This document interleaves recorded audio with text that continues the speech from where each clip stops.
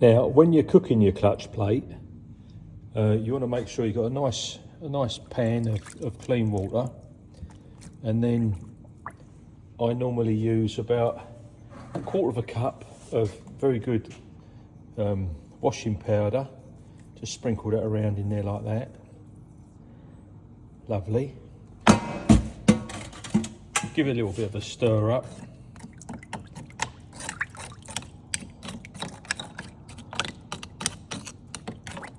Make sure you get it nice and even. Beautiful. Then we'll take that over to the barbecue and we'll cook that for about half an hour on high until it's done, until it's nice and tender. You get your pan on the old barbecue. You don't want to do this inside because your missus will probably have your nuts off. So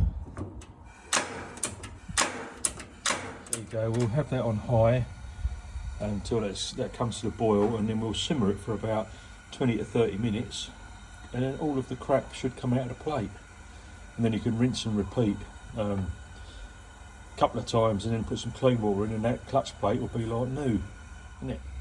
And that's already started to boil. Look at that, we're nearly there. But we'll simmer it for quite a while just until all the dirt gets lifted out of it, and then it'll be ready. There you can see it's really starting to lift the grime out, isn't it? It'll be lovely, it will. All that black crap and oil and poo. Be tasty. You might want to turn it a couple of times during the cooking to get a nice even bake, you know. But it's pretty good. As you can see, that's now cooked, and all of the crap that was in there is now in the water. We'll give it a nice rinse off. It's getting a bit steamy around here. Just to finish your